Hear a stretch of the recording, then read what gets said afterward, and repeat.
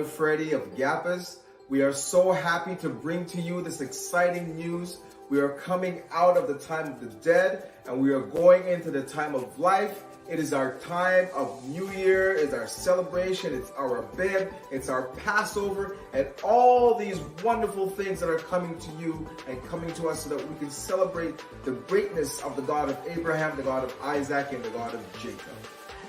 Why do we keep the month of Abib? The month of Abib is a very important time to an Israelite. It's a time of life. It is a time when the birds sing and the flowers bloom. It is also a time that the God of Israel, the God of Abraham, the God of Isaac, and the God of Jacob gave his children instructions. The instructions you can read in Deuteronomy 16. It says, observe the month of Abib and keep the Passover unto the Lord thy God. For in the month of Abib, the Lord thy God brought thee forth out of Egypt by night. So it's a reminder to us as well that we not only keep the Passover and the Feast of Unleavened Bread, we remember what our Father, the God of Abraham, God of Isaac, and the God of Jacob, did for his children, who we are, whom he loves. So I am looking forward to the month of Abib, and I hope that you are too. Thank you. The countdown for Abib 2022 starts now.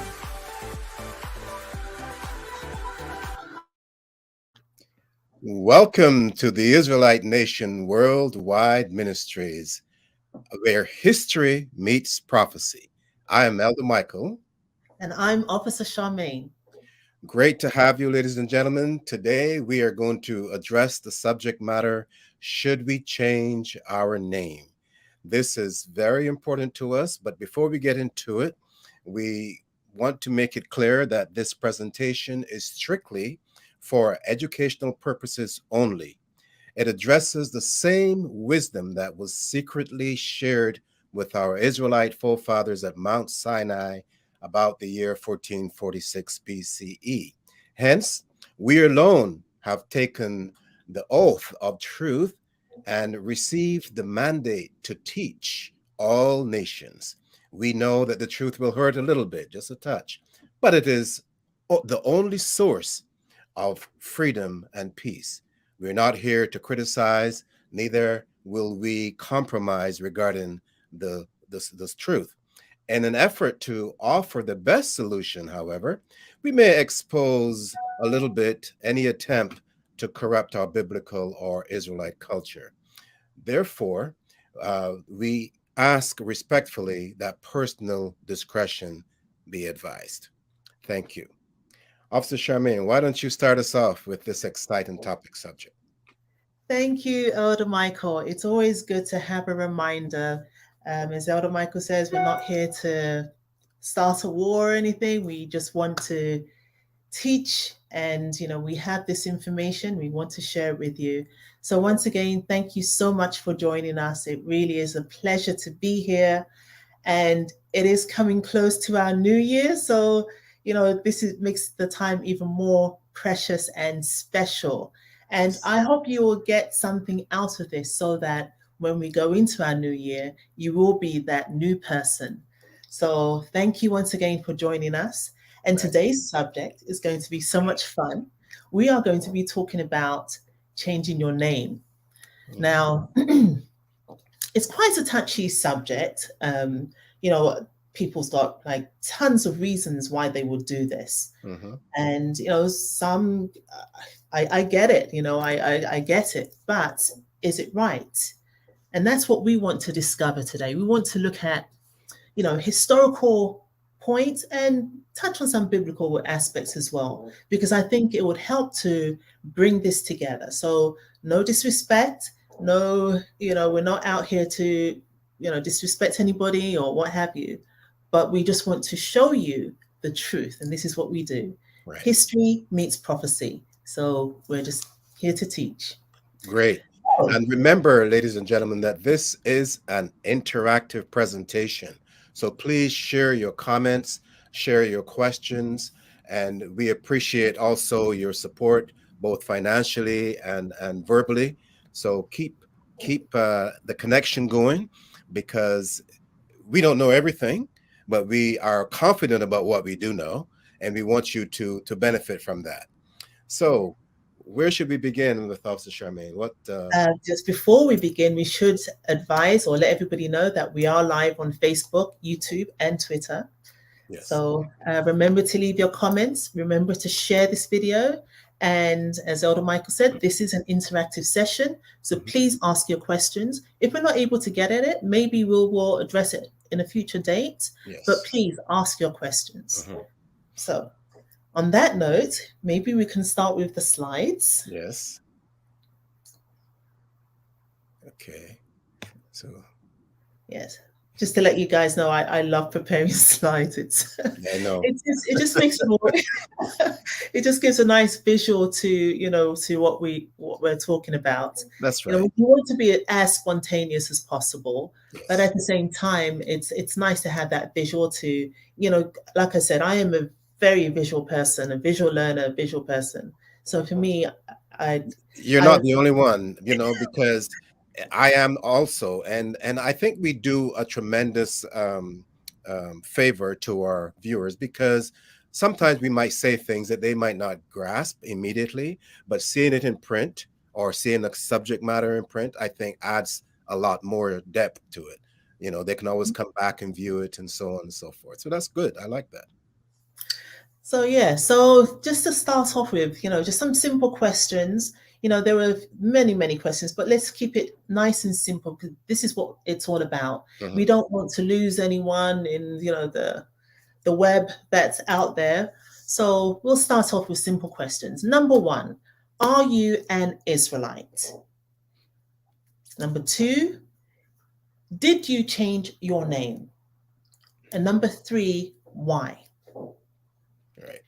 Okay, so these questions are as simple as they are. They can be broad. I mean, you may say that, no, I'm not an Israelite, I'm a Hebrew Israelite, or I'm a, Jehovah's Witness, or maybe you're not even an Israelite, right. And, did you change your name? There could be many reasons why. And it's not really specific as to whether it's your first name or your last name, but we'll get into that. Right. But one of the questions you should ask yourself is why? As I said, there are many reasons, and we'll get into some of those, and hopefully you will join this discussion as well. Yes. Okay.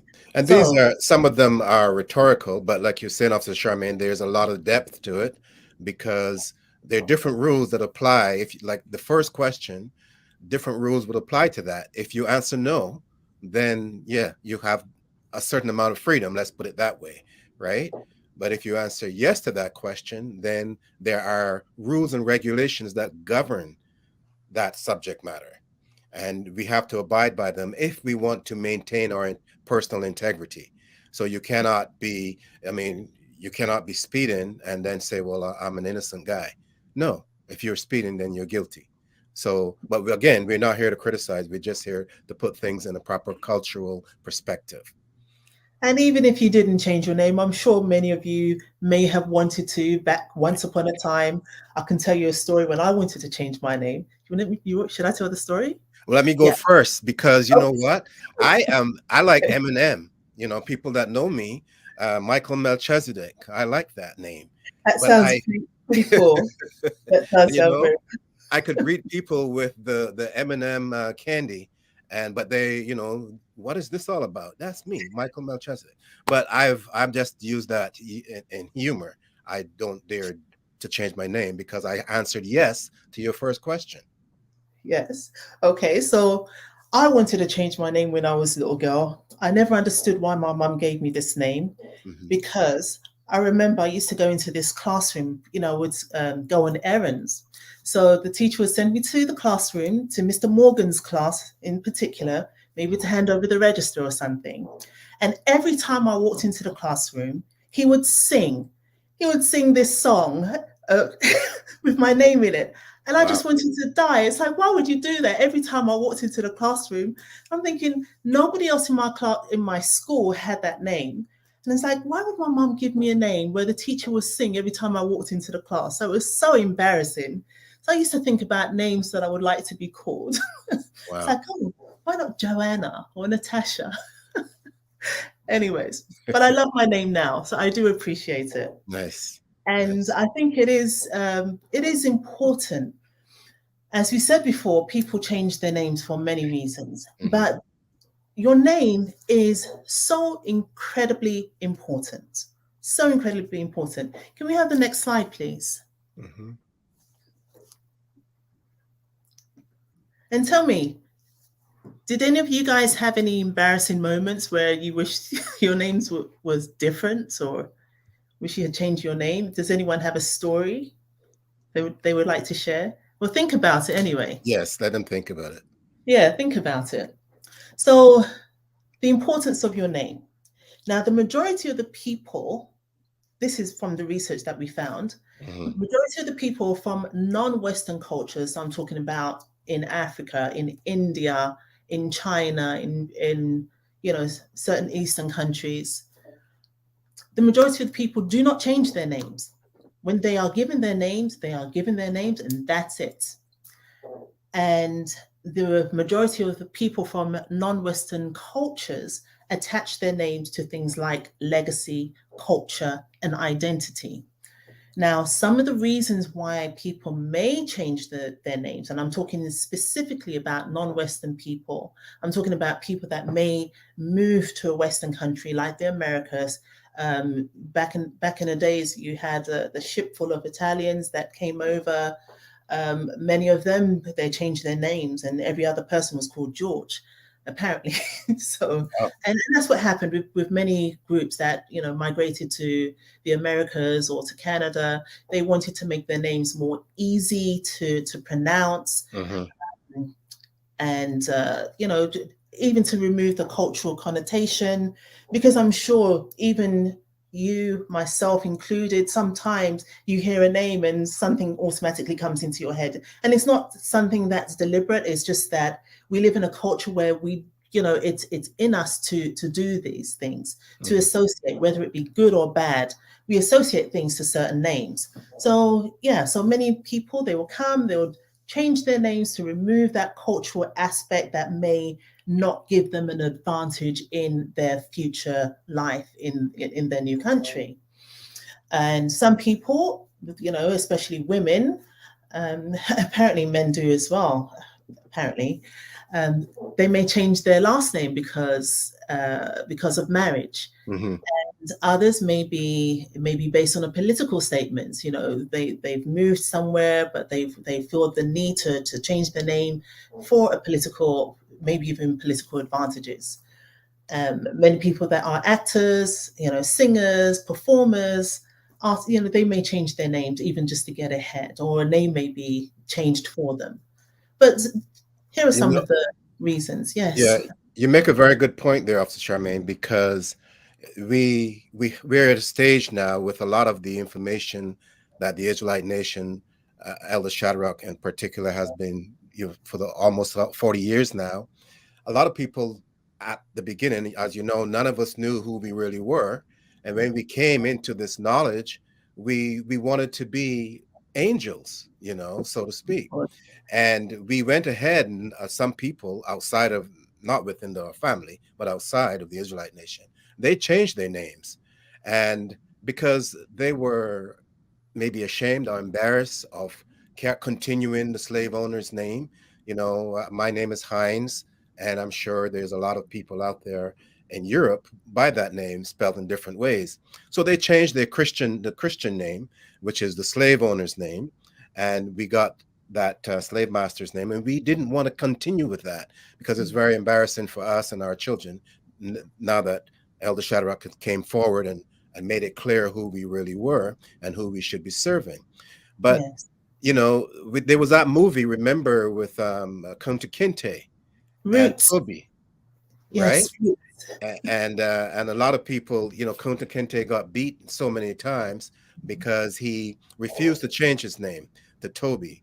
But the significance to that, I think, as we go in, we will explain why they did it, because the Christians wanted to have the authority over us and to and continue to oppress us, because Kunta Kinte meant something else, right, as opposed to Toby.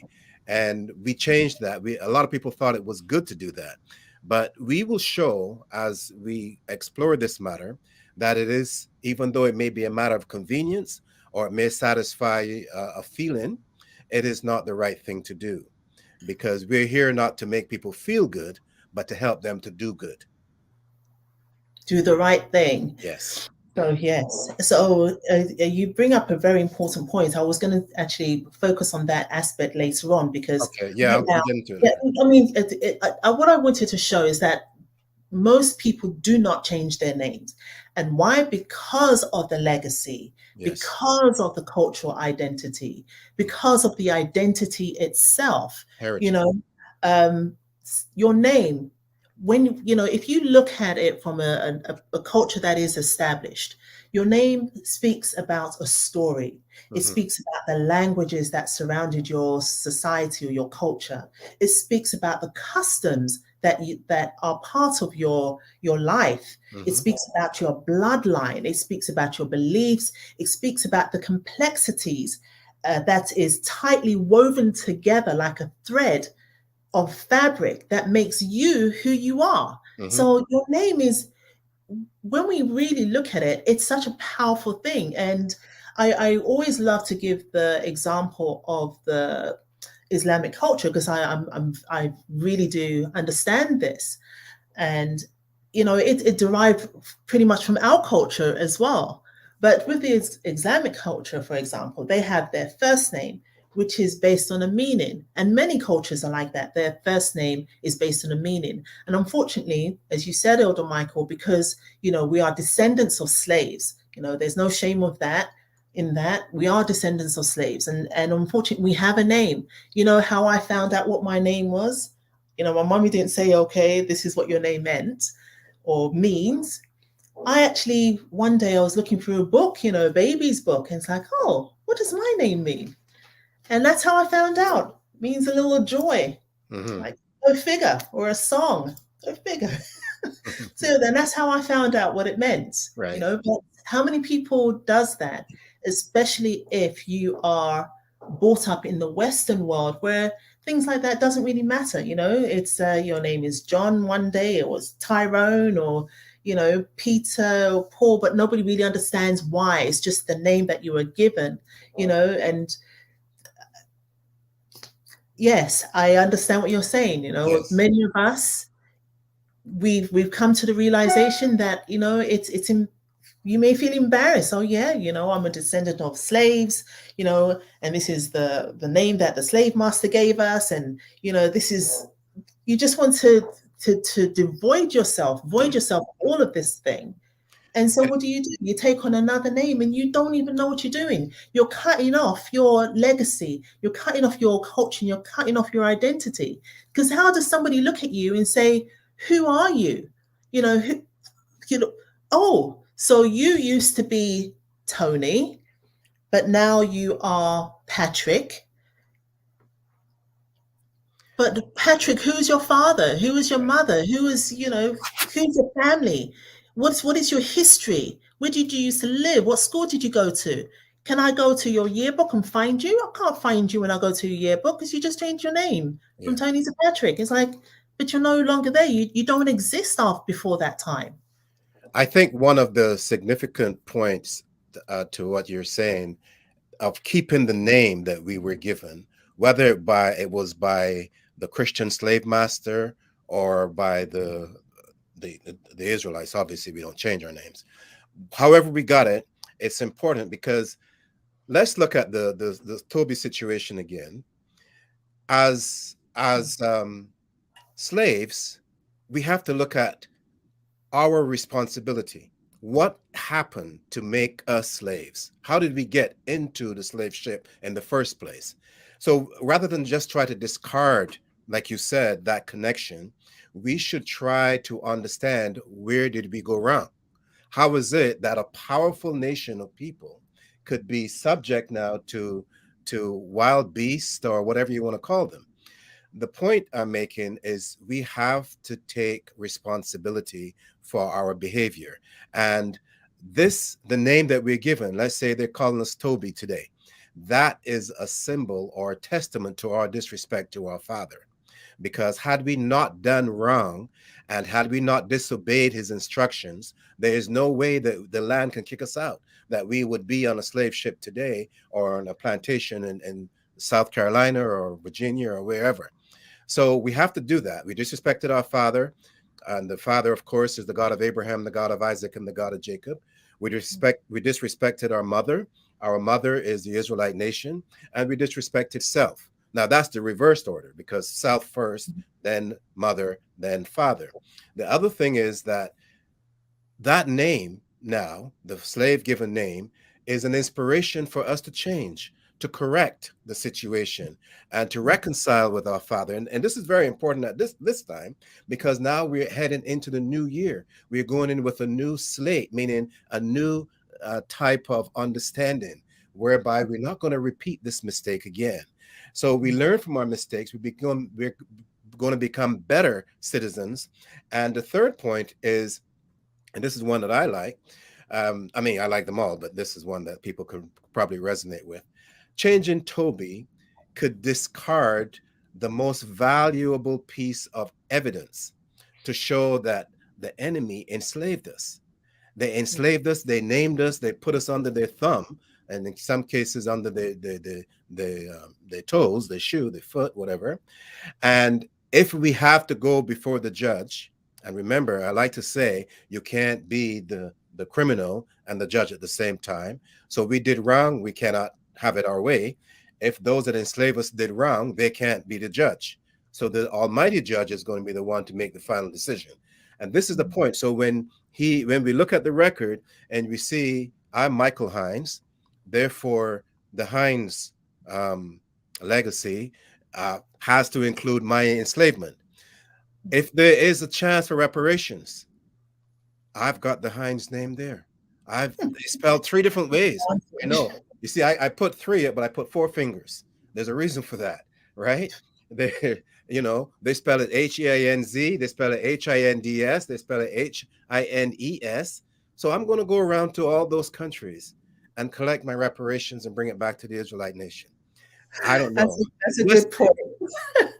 That's a good point. We're looking at two aspects, and I hope everybody, please make sure you put your comments in. But I hope we're not, we don't confuse anyone at this, because we're looking at one aspect where, going through slavery, our names were changed, but we're also looking at the importance of the names that you have currently.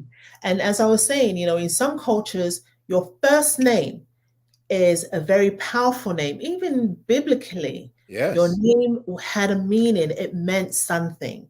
And unfortunately, a lot of people, some people, they have really good names, but they don't even know what it means, and they go and they change it. Right. And then secondly, a lot of cultures, they identify you by your father's name.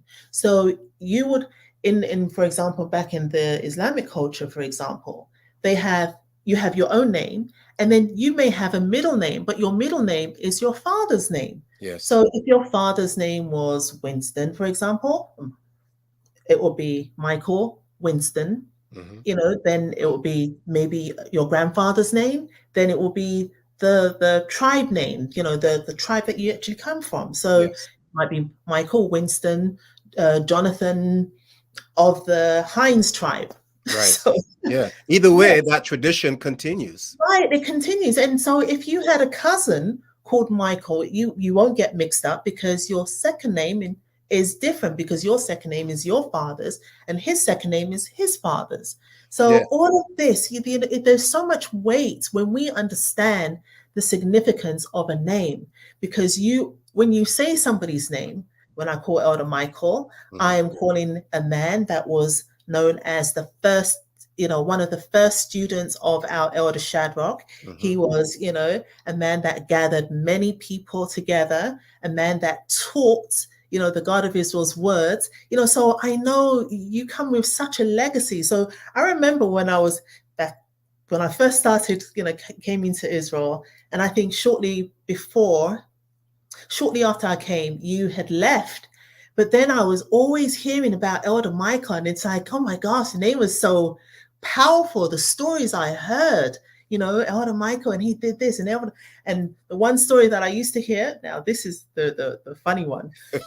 I used to, yeah, Elder Michael used to work out like crazy, and yes, and the stories I heard is that you would look around the corner and you will see Elder Michael's chest for like 10 minutes before you see his face, because he was like buffed, right? So this was Elder Michael. He was the legacy. So, this is what your name does. When people know you, they associate you. And that's why even in cultures, when you're named within a culture, everybody knows your family, the kind of person you are, who you are. They help to groom you.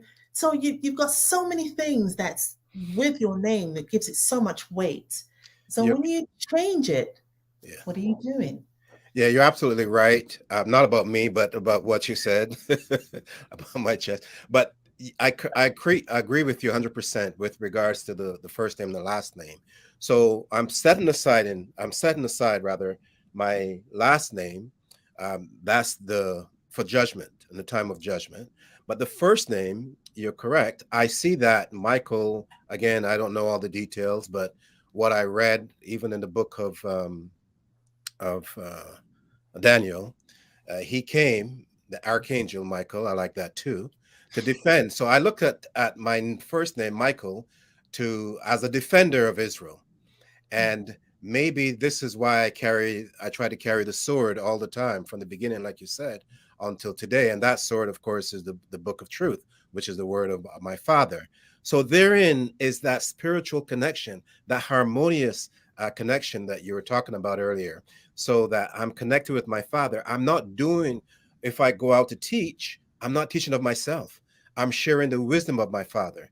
If I go to, like you said, I went to the States to teach. I did all these things, but it is not about me. It's about the family, about my Father at the head of the family.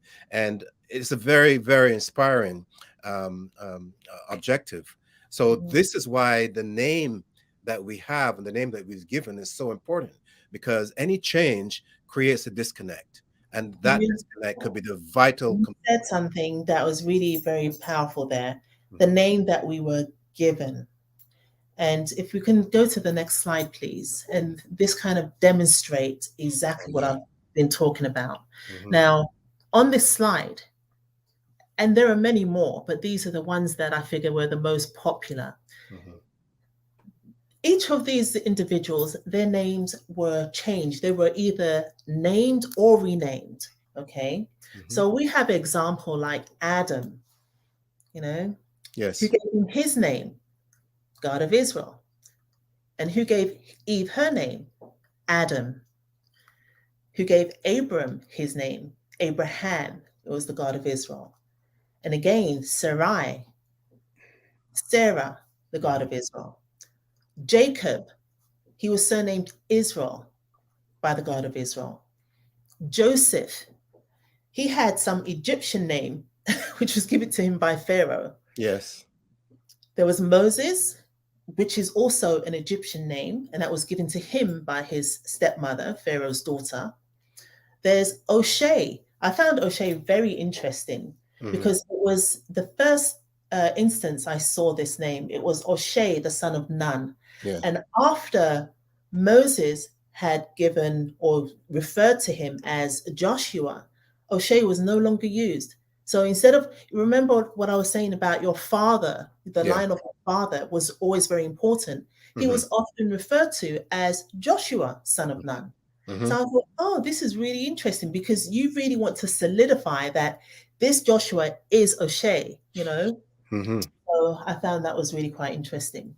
Yes. And then you had Daniel, which was renamed Belshazzar. And this was by the eunuch that was in charge of him. And there was Hananiah, who was renamed Shadrach. There was Mishael, which was renamed Meshach. And then there was Azariah, which was renamed Abednego. And all these names are Babylonian names. These names were given to them, right? They didn't name themselves. Right. You have Eliakim, which was renamed Jehoiakim, and this is an Egyptian name which was given to him by Pharaoh Necho. And there was Hadassah. We know that she was Esther, and that name is a Persian name. And then there was a Matthiah, which was Zedekiah, another Babylonian name. And there was our very own elder Shadrach, which has a Babylonian name. And this name was given to him by his grandfather. Now, all of these individuals that had these names that they were given or named, Moses, perfect example.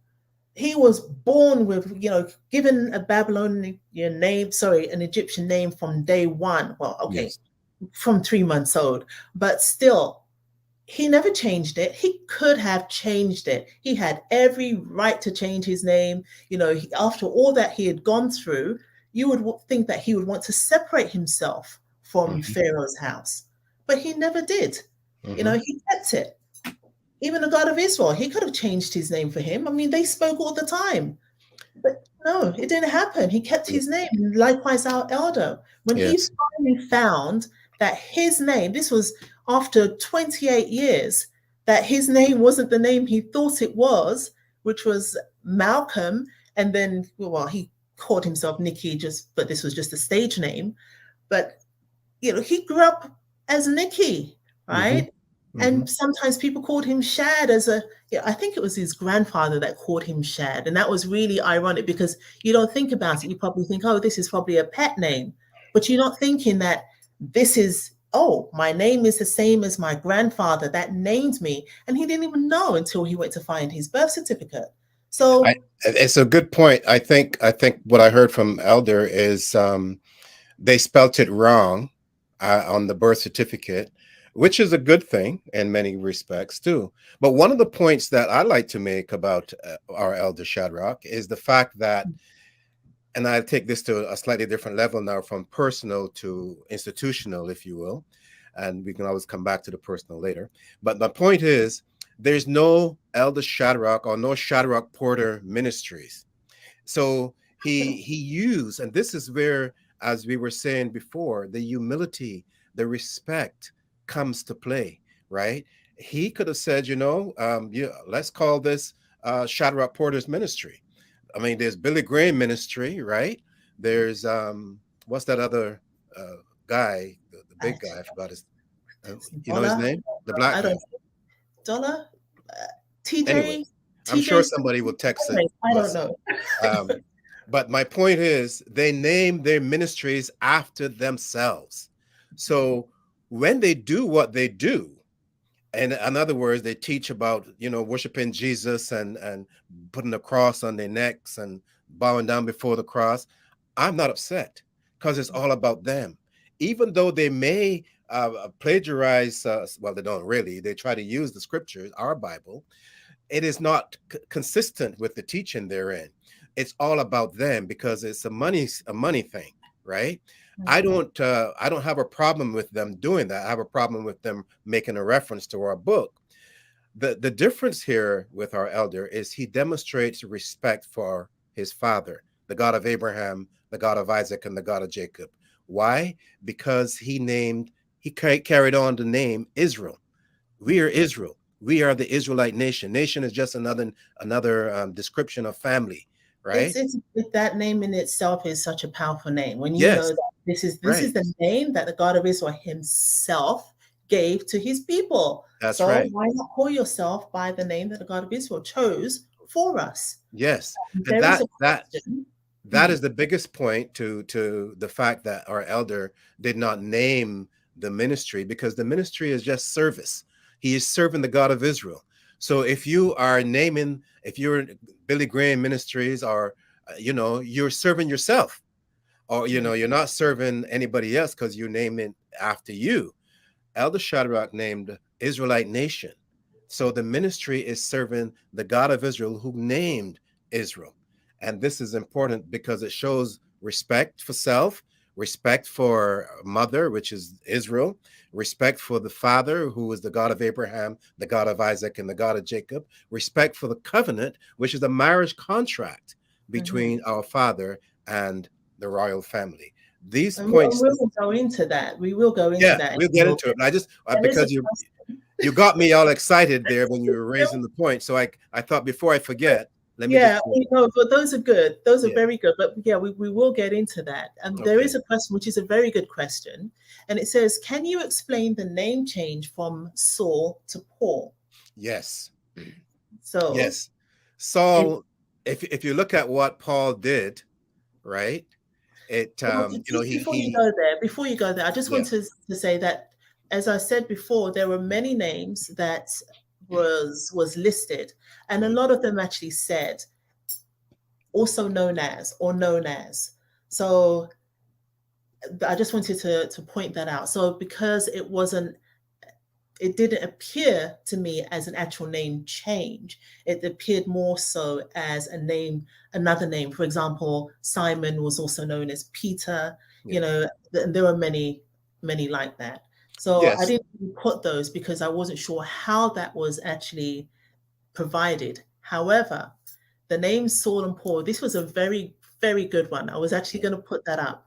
Yeah. But do you want to start or? Yeah, you go ahead. Go ahead, and I'll follow.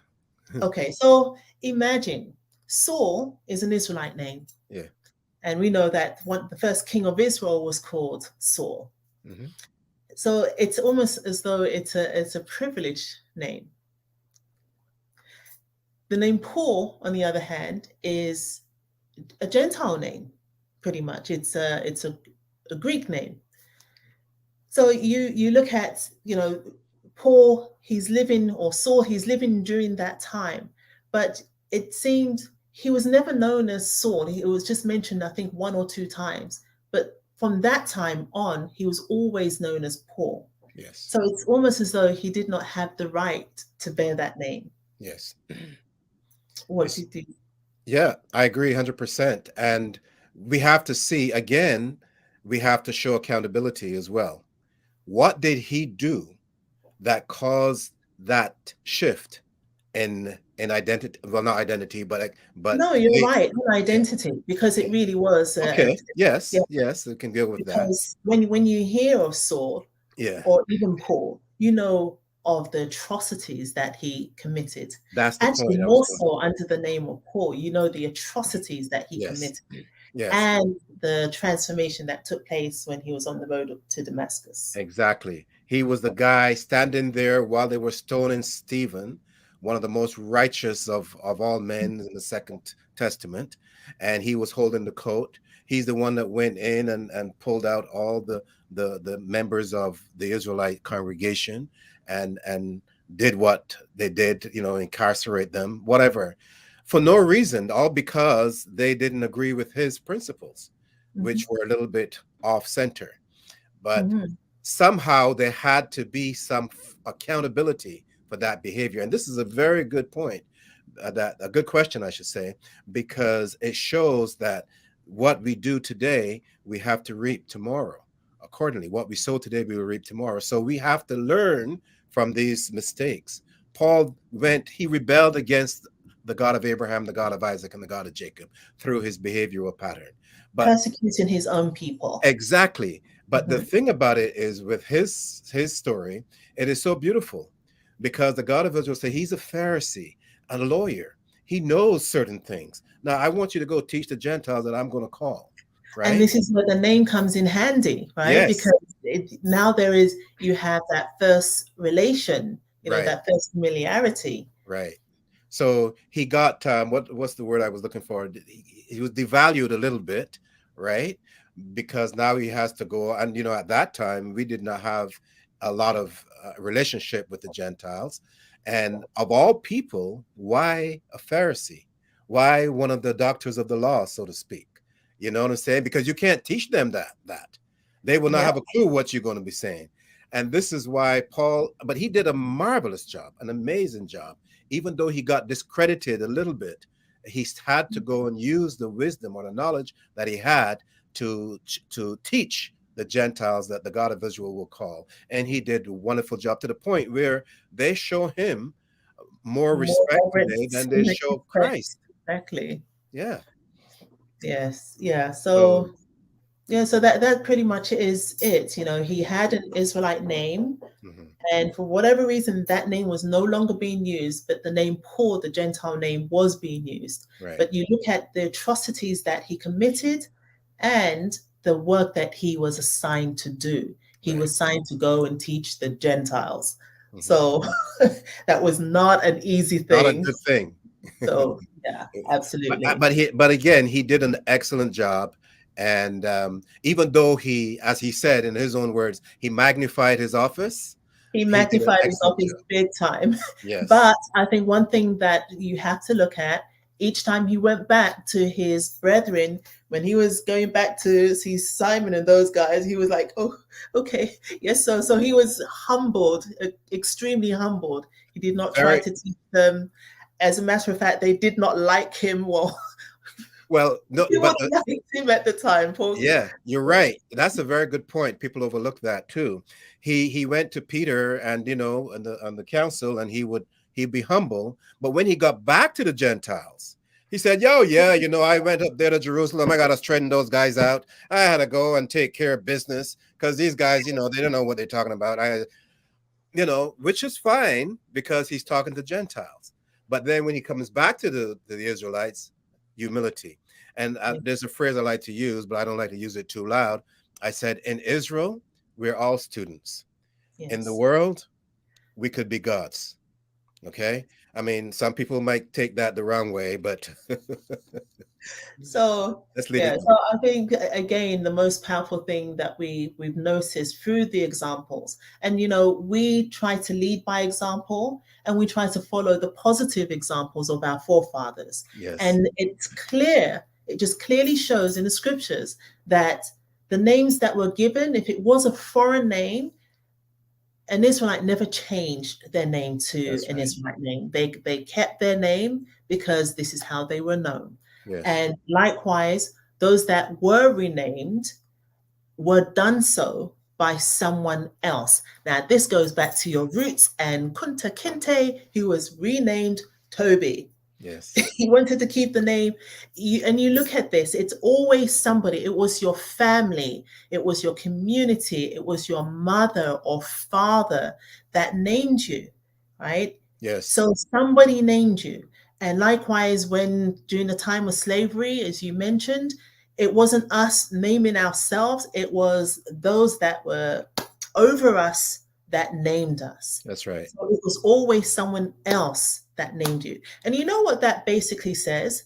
That they have the responsibility. So it's off your head. You don't have to worry, that, oh my goodness, somebody changed my, it's not your fault.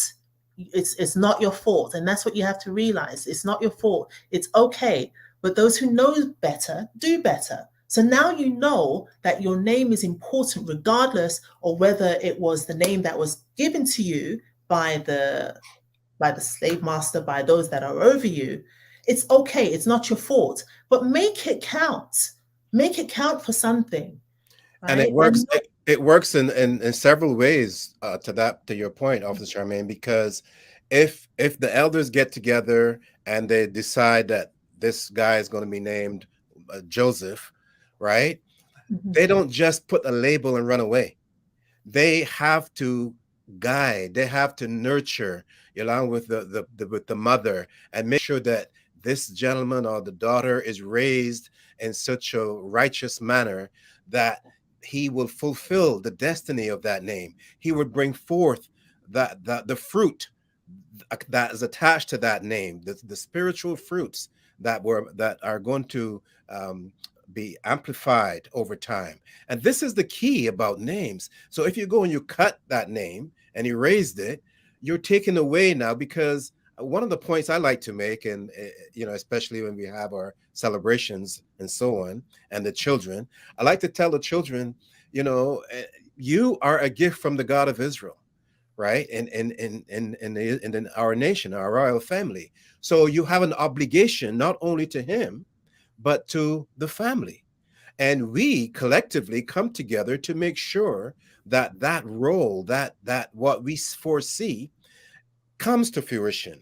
We don't know everything, but we know that when that child is born, that child is a gift. That child brings something. And it's up to us to look to see how we can nurture, how we can Mhm. help that child to grow to the point where he or she is going to add another dimension, maybe a missing piece to the Mhm. puzzle of Israel, so that we can glorify our God. It's like a choir. It's like worship. Everybody comes in and they sing a little bit and they add to that entire sound, making it even more delightful. And then when I hear the singing, I'm in tears. I can't keep my eyes dry because I'm like, they glorify my Father. How do they know how to bring it to that level? I want So, to I want to jump in and sing with them, but they don't let me in because you know how it okay, so now let's talk about the Father, because Yes. there are some, we spoke about this a few weeks ago, Mhm. under the topic of the Hebrew language. And I just wanted to bring up some points, just some quick points, just to make sure that, we're all understanding where this is all coming from and where it's all going. Right. If we can get the next slide, please. Okay, so going back to the invention of Ebi, we understand that, you can put it in the chat if you want, that this gentleman, Eliezer ben Yehuda, which we call Ebi, he is the father of what is called the Hebrew language today, the revival. And he was born in Lithuania. His name was different, but he changed his name to Eliezer ben Yehuda. So it's a practice that every single person that goes into this realm, this Judaism world, they all change their name. They all change their name, and then they move to Israel, and then they tell you that they were born there and they came from there, even though they have the highest rates of cancer there because none of the natives are really the natives. Anyways, we won't go into that. But you see, it's a practice, it's a common practice that they've changed their name. It was an Eastern European name, and they changed it to fit the Can scriptures. I add one point to that? Because that's such a vital point. When they make that change, they are serving their God. They are doing an excellent job. I take my hat off to them But the because, problem is, Elder Michael, yeah, that we have our people, following them, which is a children no-no. of, children of Jacob, Yeah, slavery, children of Jacob, they are following suit. They're right. copying the same ways. They are, and you know what? I get it. You want to remove this whole, tragic history. It's such a sad thing to know that, you came on a ships, in a belly of ships, and you were given your name and everything was taken away from you. You want to rebel, you want to fight back. I get it. Everybody wants to fight back, and I can't blame you. Right. But this But is there's a not way to fight. our practice. There's a There is way a to way fight, to fight and it. they don't know the method. And you know what? It's about embracing our story. The Right. very fact that we came on the belly of ships goes to show that we are survivors. We survived that journey. You know how many of our people did not survive that journey? They were tossed overboard, they were murdered, they were killed, whatever it is, their families were annihilated, they were destroyed, they were removed from this earth. Right? But you are here today, and that says that you have a legacy, a history of survival. You survived that middle passage. You survived the whippings, the beatings, the going through the door of no return. You returned. You survived. You are here today. That is what your name says. That's Right. what your name. When you turn around and says, "Why do I have a European name and I've got this color and my parents are from this," this is what you tell your family. This is what you tell your children. My name is this way because I did not have a choice, and my family, my parents did not know, so they gave me this name, and their names are not indicative of the names that are in the scriptures because they didn't know. But now today I know. I will name you. We will name you accordingly so that you will not forget, because now I can tell you that with your name Samuel, you have a beautiful history, and with your name Jedidah, you have an amazing history, Jedidah, and Deborah. Your history is rich. Not only does your name have a meaning, but it signifies greatness.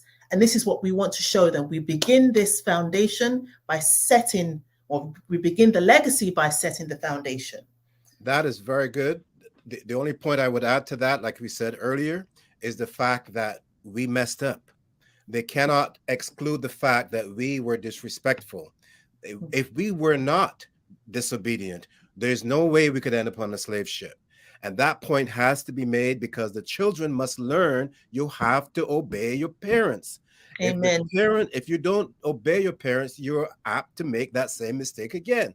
And we Yeah. don't want to repeat that because yesterday was a slave ship. Today you're probably going to you get decapitated. Your entire neck is gone.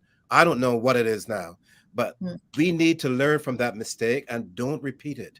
And then we will not have to have this issue.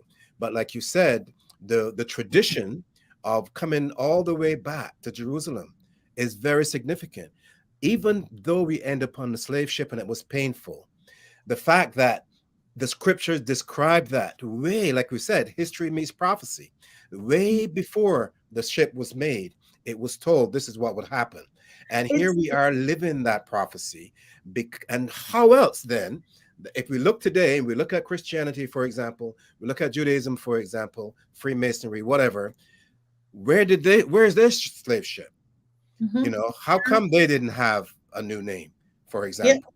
but So, but it just goes. You said it absolutely correctly. yeah, You absolutely said it correctly. When you keep your name, when I keep the name Charmaine, I know it's not in the scriptures, and it's unfortunate. I would love to have a name like Holder or Deborah. I would love to have a name like that, but I can't. And at least I know why. And it brings to remembrance of the atrocities that we committed against the God of Israel. yes, And you have to claim it. Israel is not just about bells and whistles and looking pretty and looking good. And it's about the good, the bad, the ugly, and the indifference. right. It's about everything. It's ours. If we do not respect this, who else is going to? Nobody else cares.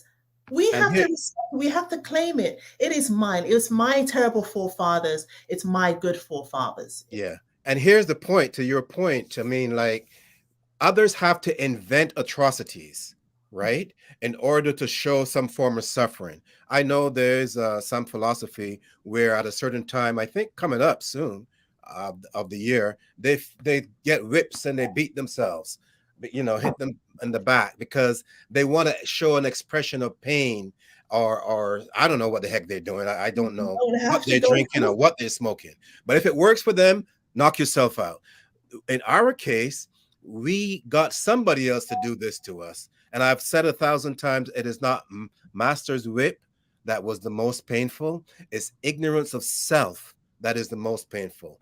Because my parents didn't know that we're Israelites, because their parents didn't know, and we can go all the way back. But now we know. And now that we know, we need to address our behavior accordingly. So Mhm. others, though, may say, well, they practice this or they practice that, but it doesn't line up with the word of God. And Amen. we can tell because we were stripped of our identity by these people, exactly as Moses has said back in the day. Yeah. May we have the next slide, please? It is powerful. It Yeah. is very powerful. Hmm. Just going back to this, and I just wanted to really just hit this home because we received some comments, and it's unfortunate, because I feel like you really have to go and study the things that you are doing. You have to. If you are looking for names and words that are not written in the scriptures, at least take the time out to find out where it came from. Yeah. How it got there. Yeah, why it did not end up in the scriptures, Yeah. because there is a reason why. And now I even heard that the King James version of the Bible, they have a new one. I can't remember the name of it. It's not the new international, no, it's not the new King James version, but it's using the same King James version, but I think I can't remember. But they're going to change all the words of God to Yah or Yahweh. And I'm like, oh my goodness, in 30, 50 years' time, if we don't get this right now, we're going to have that creeping into our culture. and that is going to be disastrous. So we need to figure this out right now. So you guys, listen, this Yiddish, we're telling you that these words are invented. And I specifically, these were slides from before, but I wanted to really bring it out. And just with this one example, the word shalem or shalom, the words, if you look at it, I've made it in red so that you can actually see it. It's the same letters that's used in Yiddish, the same letters that's used in the so-called Hebrew alphabet. This is Ebi. This is what we refer to as Ebi because it's an invented language. This Yiddish was spoken years ago, hundreds of years ago, by the Ashkenazi, by the Khazars. This is what they used to speak. And they do still speak it. But you see how they say that the letters in the Yiddish alphabet came from the so-called Hebrew. But how can that be when No, the that's a so-called lie. Hebrew came from Yiddish? That's what I'm saying. This is pure confusion. It's a So lie. guys, look at this.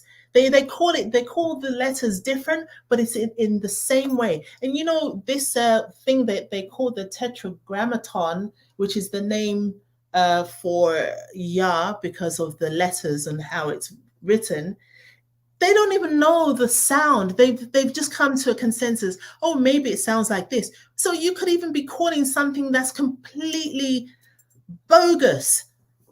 It is bogus. It's a lie. And when I'm looking at all these symbols, all I'm seeing is snakes forming in different formations, because again, I saw a lot of this stuff when I looked at the Kabbalah, the structure of it. But again, I want to give them credit for doing a good job and serving their God, whoever he is, or she, or it, or whatever. They're doing a good job. Has nothing to do with us, has nothing to do with the Bible, has nothing to do with our culture or heritage. The key here, as we said before, we shall not follow them. And I think it's Proverbs 31. I forgot exactly, but you should not follow these people, and that's the key. I'll find that scripture. That's a beautiful. Somebody made a really, really good point here. The snakes. From Pansy, it says, "Do you think that the God of Israel, in His wisdom, did not change Moses's and the other forefathers who had Babylonian names because He knew we would have to take the names of our slave masters?"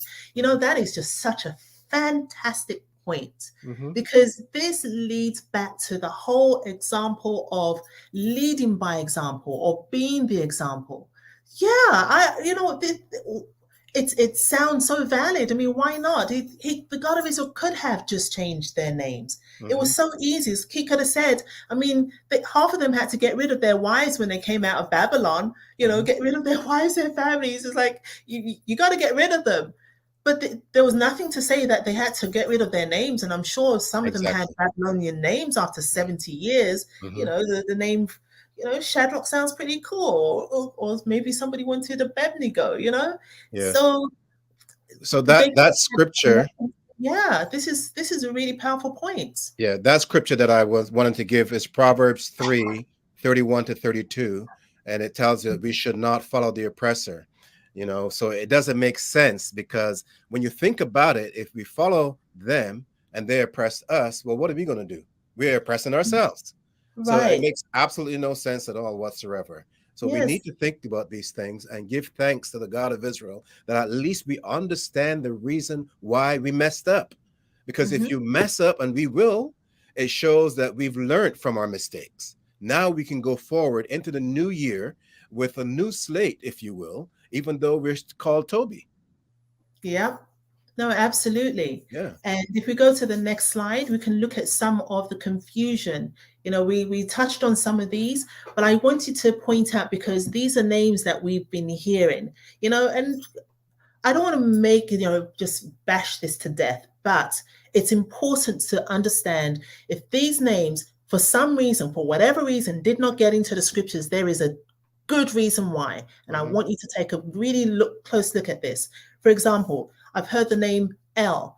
El is supposed to be singular for God, for the God, and Elohim, which I've heard many times, is plural. It's plural. It means gods. But it's Yes. like, oh, it doesn't matter, you know. So people, you know, there is a term that says that El is the father of the lesser gods known as the children of El, and these include Baal, Anat, Astrid, Dagon, Malak, and the list goes on. There's a list of all these different Canaanite gods. So if it's a Canaanite, then it's a Canaanite term, Yeah. which is not Babylonian. it's Babylonian. It's not Yep. of us, Yep. right? And then you have Yahweh, as I mentioned before, this tetragrammaton. This is the Yiddish, Israeli, Hebrew spelling, and the pronunciation is one that's really unknown. I mean, they Exactly. make such a big thing in saying, Right. oh, well, it doesn't have any vowels, but no one knows how to spell it. I mean, to pronounce it. And then you see things like, well, we don't use the name really. We use Adonai because we don't want to use that name because it's holy. Well, because nobody knows how to say it, for one, Exactly. you And know? there's so much perversion attached to tetragrammaton. I mean, Yeah, when I it see that, is. I'm afraid to go there. But anyway, go ahead, please. And then you've got the whole Yahweh. When you really dig deep, it means I am that I who I am, which is not even a name, or it's not even our God's name. Right. And then you got Elohim, which is often used in place of Yahweh. And oh my goodness, this is just crazy. But one of the things that I really wanted to point out again is that a third degree Mason, they learn when they go into the whole Freemasonry world, they learn that the true name of Satan, the Kabbalists say, is Yahweh, reversed. For Satan is not a black God, Right. but the negation of God.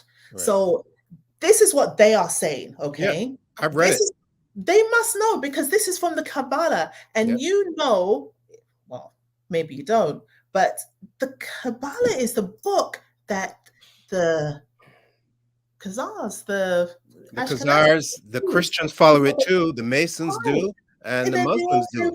they all follow the Yep. instructions on this, but you don't really they won't allow you to look at that. They won't allow you to look at. They'll say we follow the Torah and the Kabbalah, but you They have don't get no to see idea the what they're Kabbalah. talking about, and I admire them again because they're serving their God, Satan, and they're doing a wonderful job. What I don't like is for the children of Jacob, the Jacobites, to follow them and feel confident in what they're doing, because like I said, you cannot change the contract unless you have both parties agree to the change. We are the children of the covenant, whether we understand that or not. The Yeah. covenant cannot be changed unilaterally. That would be totally illegal. It didn't make any sense. And if you don't do or follow the conditions therein, then there are conditions that are negative that kick in automatically. So you cannot prosper like the Mhm. Khazars would or like the Christians would. And I Yeah. respect them for doing their job. So there's a point here. It says that there was only a few people in the Bible that had their names changed for a reason. Right. Absolutely. Today, the Hebrew Israelites is having everyone change their name, including women. And that's really unfortunate. And that's one of the reasons why we want to do this, because, and another comment here is that one that is unknown equals the unknown God equals the unknown soldier. And that's Exactly. what you become. You really do. Yeah. Absolutely. You Yeah. become unknown. Mhm. And whose army are you fighting in when you Right. start to change your names? Mhm. And here, the final point, this is also from Albert Pike. He says that the teachers, even of Christianity, now these guys, these Masons, I'm sorry, they are at the upper echelons of Christianity, Yeah, but 33 degree.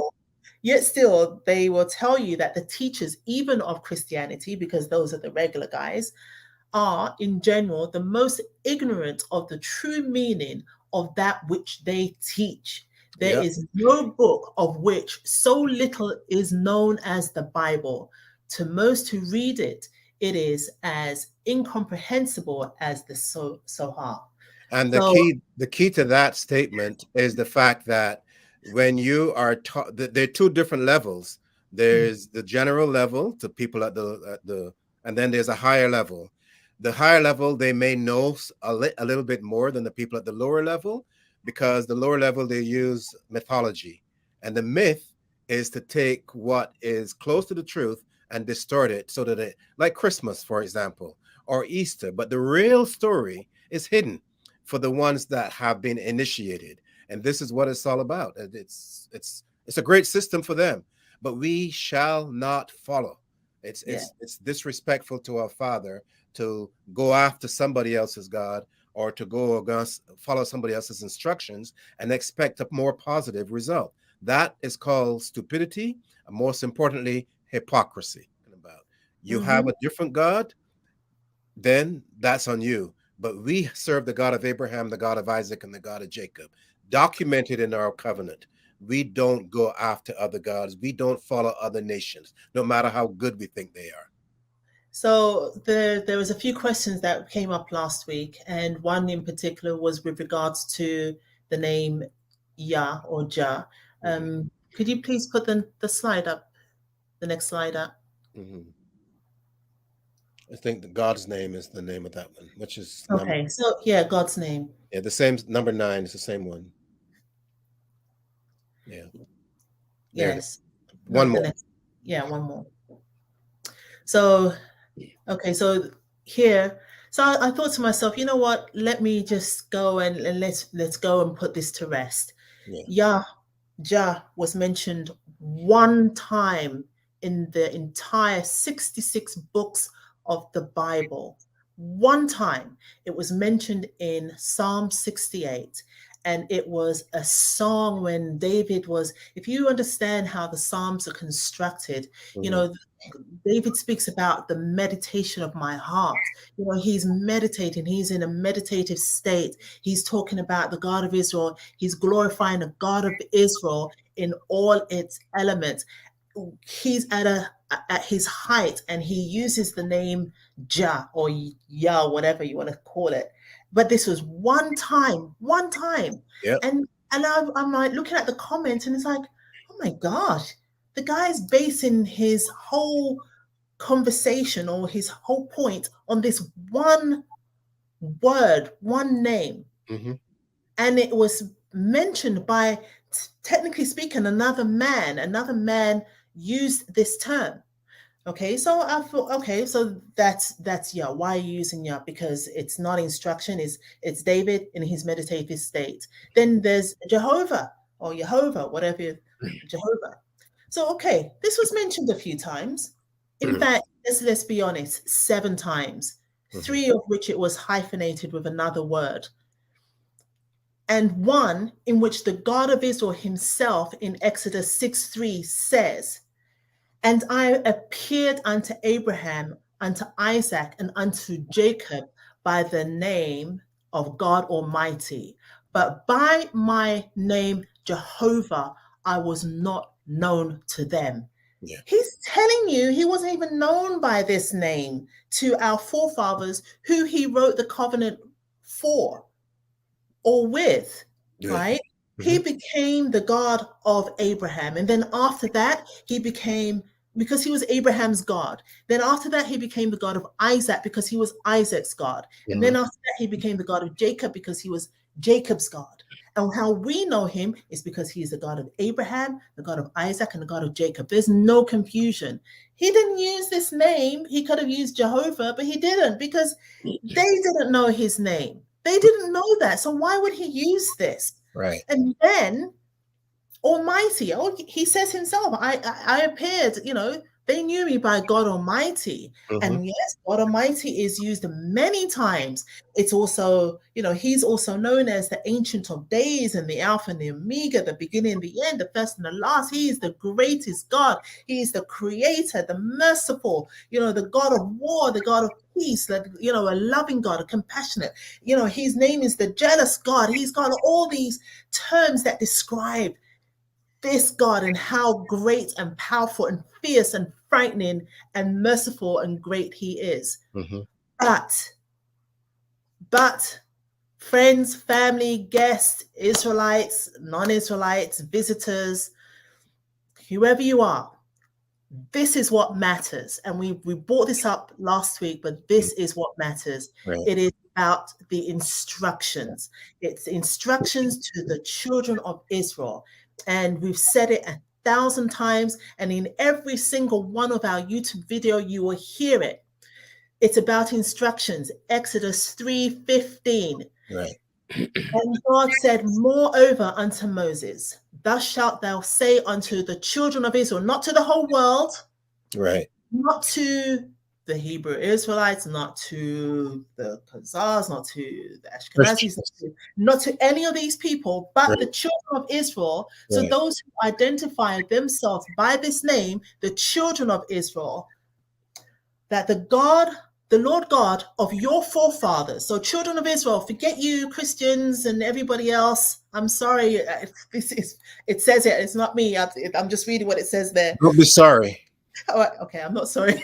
Good. He's saying, all right, not to anyone else, but to his children, That's that right. the Lord God of your fathers, the God of Abraham and all the might that came with Abraham, the God of Isaac and all the glory and the history that came with Isaac, and the God of Jacob has sent me unto you. And he doesn't stop there. He's telling you that this is my name forever. I didn't say, he said it. This is my name forever. Right. And this is my memorial unto all generations. Again, it's only, like you said, only to the Israelite royal family. If you're not part of that family, then it doesn't apply to you. If you have a different name, like Hebrew Israelites, like Christian, like Judaism, like whatever, it doesn't apply to you. It is just that simple. So any argument concerning the name of my father is going to be in vain, because how are you going to know who my father is? You're not part of the family. So it's just that simple. So when people bring up statements like that, it tells me two things. Number one, they're stupid. Number two, they have a demonic problem.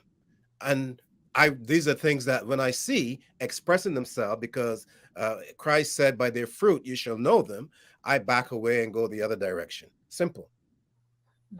So there's two things that's really clear. We hope is really clear. As we mentioned right at the beginning, this is the start of our new year. It's the start of a new beginning. And there's nothing like today to wipe your slate clean and get at least two things correct. Right. Number one, your name is important. It is your name. You keep your name. You don't change your name. Any changes is done from somebody else, but not from you. You keep your name. You hold on to it. You thank the God of Israel that you have a name, because many people never survive to even know their name. Right. And number two, that there are many gods, and the God that we worship, that the Israelite Nation Worldwide Ministries, the God that we turn to, also has a name. And his name, according to the God of Israel himself, is the God of Abraham, the God of Isaac, and the God of Jacob. If you get that alone, I think that says it all. And and again, we go back again to remind the brethren and the guest that Moses did not change his name, and that speaks volumes. It will take us hours to go into break it all down, but here's a man that was of such high humility, and when he was called to serve the God of Israel, he went. He didn't even try to speak Hebrew. He went with the Egyptian tongue. These are things that are like, whoa, this guy for real? and because of that, he was the one that was given the privilege, the honor, the distinction to lead our forefathers and our foremothers out of Egypt into the promised land. Well, he didn't always go all the way in. He led them into the wilderness, let's put it that way. And then he went up, of course, and he talked to God face to face, so to speak, right? Mhm. And learned from the beginning of life, from the beginning of creation, all the way through to what is happening today, even though he's not here with us today. The point I'm making here is God found an honorable servant that he could trust. He could tell his secrets too and know that he will keep everything buttoned down. He will go and deliver the message to the people that the God of Israel wants him to deliver. He has proven this over and over, even in his state from a young child living in Pharaoh's house. And if Mhm. there's anyone that should be upset with the Egyptians, it should have been Moses. But yes, he kept everything on the wraps. Why? Because he put his trust and his confidence in the God of Abraham, the God of Isaac, and the God of Jacob. The Yeah. perfect example for us to follow. Keep your name, know the name of your God, follow his And instructions. the beautiful thing, there was a comment previously. It says that if somebody comes and asks you your name, like Trevor Noah in his little skit there, Yeah, someone's, the name of your God. It's like Trevor said, what's your God's name? that's right. What is your God's name? Yes. The God of Abraham, Isaac, and Jacob. Amen to that. I've been telling a joke a little bit to certain people. I'll just mention it here. I get a lot of scam calls, Officer Charmaine. You know how that works, right? And when I answered the phone, I said, "Oh, great. Thanks for calling. I'm just about to offer up my prayers to the God of Abraham, the God of Isaac, and the God of Jacob. Are you ready?" And I go into more detail and I'm telling them all of this because I know they're scammers. And you could see how quickly they'll get off the phone and hang up. One guy did stay on for a while and he's, yes, sir, yes, sir, yes, sir. And apparently he was a real estate guy, want to make a sale, but that's a whole different matter. But yeah, when they call, I talk Israel to them, and that diminishes the number of calls because nobody wants to hear about the God of Abraham, the God of Isaac, and the God of Jacob. So try that if you're getting scam calls at home. Oh, well, it's been a fantastic time. I wanted to go into other areas, but I think it would just open up a new kind of worms Yeah, and, for other reasons for keeping your name. There's the book of Revelations where it talks about the book of life. And, we've done a lesson before where we spoke about, what if your name was written in that book and you change it? Then is it still in that book? Did the angels use Tipex or whiteout or an eraser to erase the old name and put the new name? No, right. I don't think so. Your name is your name. And I just hope that this lesson, this session, brought Yes, some clarity to why an Israelite, if you are an Israelite, why we do not change our names. right. And I'll mention a few pointers before we go. According to, and I think the first slide that you put up, Officer Charmaine, was talked about man and woman and the Creator giving them, the God of Israel giving them their names, for instance. So, according to the precepts of creation, no human can truly name himself or herself. That's the first point. Yeah. Okay. If you're doing that, you've got a serious problem. Number two, naming, therefore, is the sole responsibility of the parent, right? And the one who gives life to the individual. Number three, therefore, the individual cannot be the child and the parent at the same time. Such a behavior is spiritually, I don't know, how do I say this nicely? Spiritually sick. Let's put it that way. And number four, the given name allows the individual to access not only the present, but the past and the future. It's highly spiritual, and again, it will take more time for us to break that down a different time, but it's highly spiritual. So you're looking at your past, your heritage, you're looking at your present, that is the development of your personality, and you're looking at the future, your destiny. What is your role within this royal family? You are here for a reason. Don't make any changes to yourself like that. At least if you're going to make changes, go according to the script. And that's where we come in to help you. And the last point that I'll mention is, because all of this is highly spiritual, keep in mind, and you can do your own research, we are about 67% spirit. I So think 70. 70, okay, that's even better. Let's just do it. Yeah, let's go. Let's run it up. 70. So therefore, all that we have said today means that we and you, if we have to work together, we have to put the spiritual component to the top of our head. That, let us wear that spirit, if you will, like a crown in our head, and let it be the spirit of truth. And therefore, knowing the God of Abraham, the God of Isaac, and the God of Jacob. Elder Michael, there is a question. I think it's a very important question because we are talking about changing names. Right. And this is what about giving your children new last names? Now, traditionally, when we look back to scriptures, when we look back to history, we always see that it was the first name that was really important. It was the first name and who your father was more often than not. Right. So your first name and the name of your father and the name of his father.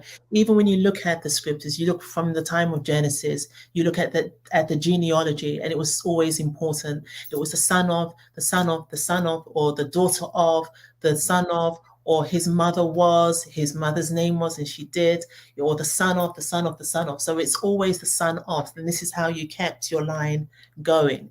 Today, if as a woman and you get married, you have an option of, changing your last name to that of your husband. You can double barrel it. You can keep your own name.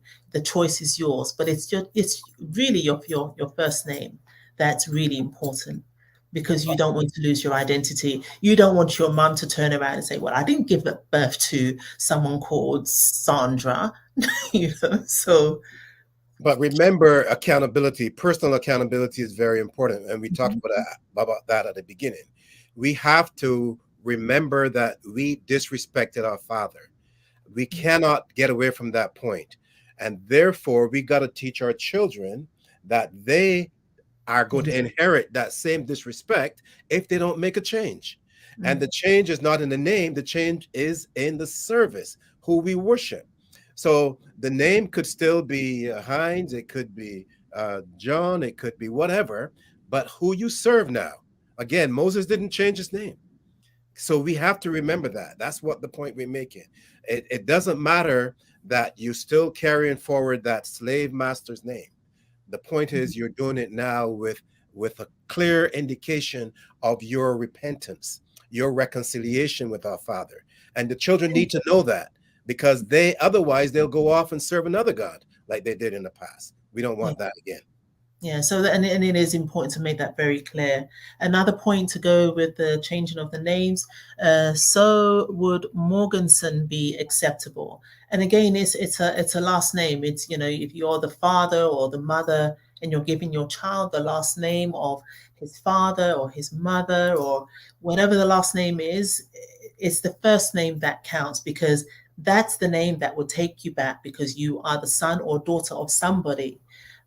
Your name, the most powerful thing is, we read in John, and we read about the word, and the word is so powerful. I mean, in that respect, it was used in a slightly different context, but the word itself is so powerful. The name is so powerful. You have the ability to make or break cycles, and it's about that awareness. You have that awareness. You can decide that the name that you carry will be a great name because I will be a great person doing great things. Or you're not. It's up to you, And sometimes it's difficult because, maybe the name has a spiritual weight. But whatever the case may be, you have the ability to make your name a good name, regardless of what it is. And remember, too, because we are a strange people, Jacobites, that if you use a name, let's say that your uncle didn't use, you can create an atmosphere of resentment. Because if you're coming from the Hines family and you're saying Hines' son, somebody's like, well, that's not part of what. So anyway, you don't want to write yourself out of the will or write yourself out of the inheritance. these are points you have to think about. It's a family thing. If your family is close, that you can get away with that, knock yourself out. But generally speaking, down the road, you don't know what's going to happen.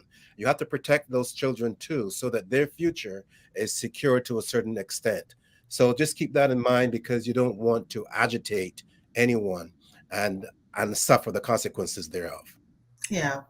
Just be mindful. It's good that we understand this, and like I said, there are many reasons why things. If you're married, you may want to do this. So it's an option, but remember that your name, God willing, it is written in the book of life. Right. And if it's written in that book of life, one day you will have to stand, and you may have to give an account of your life. I don't know how it works. I've never been there before, but they will call you by your name that you were given at birth. And this is, we didn't even go into how we name our children and the importance, but I hope and pray that you do understand that names are very important. And it's not something to be taken lightly. Our name's important, and the name that we call upon is also important.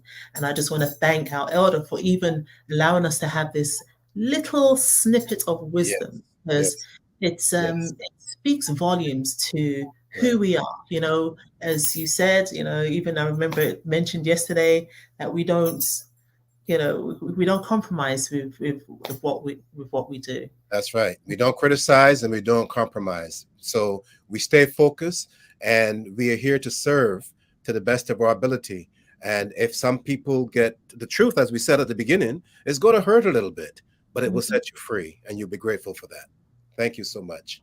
Appreciate your time. Thank you for joining us again. And, where New Year's is coming up. Yes. Got to look forward to this. Now you know the God to call upon, and now you know who he's going to be referring to. Yes, exactly. So I really do pray that we have a wonderful New Year's, that we go forward as one, worshiping, praising. If you haven't seen yesterday's video, you need to watch it. It was so, oh my goodness, it was so incredible. That's another dynamic, Officer Charmaine, because knowing the name will lead you into this New Year's. If you're calling a different God, your New Year's already gone. So, that doesn't apply to you. But now we're excited. We're pumped. We're super excited, because now the God of Abraham, the God of Isaac, and the God of Jacob is his instruction to Moses that this time will be the beginning of the year. This should be a new month unto us. So this is the key. It's not just about a label. There's a whole spiritual dynamic attached that will, oh man, don't get me started, because we all start all over again. Yes. Okay. Well, if they ever have to clip out that little piece, the comedian was Trevor Noah, if you want to go back and have a little laugh. But other than that, I hope you have a wonderful morning, afternoon, evening, wherever you are in this world. Yes. And what I love about the Abib season is celebrating Abib itself. Celebrating our God, the God of Abraham, the God of Isaac, and the God of Jacob, and celebrating Passover. Abib is a great time to bond with your brethren, meet new brethren, and celebrate our God. Get your calendars out, set the date for our Abib season. Yay!